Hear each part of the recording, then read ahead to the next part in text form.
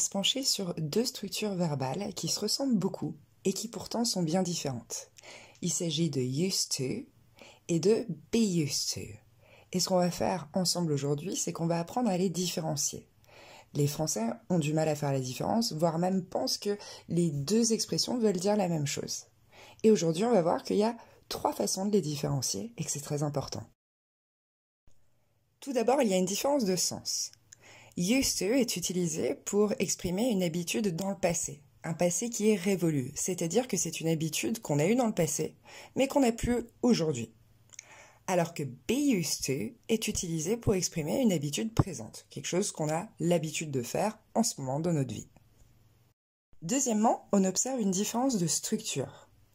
Pour l'habitude dans le passé, c'est used to, tout simplement. Alors que pour l'habitude présente, on voit qu'il y a un be devant. Be used to. Je vous l'ai entouré. Et enfin, troisième différence, concerne le verbe qui les suit. Et le verbe qui les suit aura une structure différente. Si on regarde pour l'habitude dans le passé avec used to, on verra qu'il est suivi d'un verbe, on va dire un verbe normal, on appelle ça une base verbale aussi en grammaire, c'est-à-dire le verbe dans sa forme la plus nue qui soit. Donc pas de ed, pas de ing, rien. Exemple, work, I used to work. En revanche, pour l'habitude présente, celle où on utilise le be devant, vous verrez que la structure verbale qui le suit est un verbe en ing. Et donc on dirait I'm used to working. Maintenant, on va se pencher sur be used to plus verbe en ing de plus près. Donc, comme on l'a dit, ça exprime tout simplement une habitude présente. On va le traduire en français par avoir l'habitude de. Et je vous inscris plusieurs exemples. J'ai l'habitude de faire les choses moi-même. J'ai l'habitude de I am used to plus un verbe en ing doing things on my own. I'm used to doing things on my own. Deuxième exemple, j'ai l'habitude de travailler de longues heures ou encore j'ai l'habitude de faire de gros horaires. I am used to plus verbe en ing, donc I am used to working long hours. Maintenant, on se penche sur used to plus verbe et donc pour rappel, il exprime une habitude qu'on a eue dans le passé et qui n'a plus cours aujourd'hui. Ça n'est plus le cas aujourd'hui. Et on verra que son maître mot c'est avant. Vous allez comprendre pourquoi dans les traductions qui suivent. Regarde les exemples. Avant je fumais va se traduire par I used to smoke. Ou encore, avant j'allais au travail en bus, I used to go to work by bus. Et donc on remarque ici que ce avant en français n'a pas vraiment son équivalent en anglais. En effet, on n'aurait pas pu traduire par before I smoked. Ça ne veut rien dire. On ne peut pas mettre before, virgule, I smoked en traduisant, en calquant du français avant je fumais.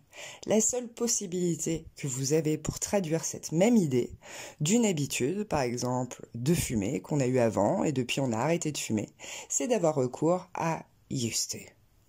Et enfin, pour que vous saisissiez bien les différences, on va comparer deux phrases assez similaires où on a utilisé les deux structures qu'on a vues aujourd'hui. I used to go running et I'm used to going running. Autant en français, on voit bien la différence, autant en anglais, ça vous semble plus subtil. Maintenant, vous saurez les reconnaître. I used to se traduit par avant. On remarque qu'il n'y a pas le be devant, il n'y a pas le verbe en ing à go. On sait que c'est une habitude qu'on a eue dans le passé. Alors que pour les habitudes présentes, donc pour traduire j'ai l'habitude de, on remarque qu'on utilise la structure be used to plus un verbe en ing qu'on retrouve dans notre exemple I am used to going running. Et enfin, un petit exercice pour vous assurer que vous avez bien assimilé la leçon. Vous avez quelques phrases devant vous à traduire du français vers l'anglais en appliquant les règles que vous venez de voir et je vous invite à mettre sur pause pour vous laisser le temps de faire l'exercice avant d'écouter la correction. Correction. Il a l'habitude de dire oui. He's used to saying yes. Avant, je travaillais chez Air France. I used to work for Air France. Jacques a l'habitude d'aider son frère. Jack is used to helping his brother. Avant, Lisa lisait tous les jours.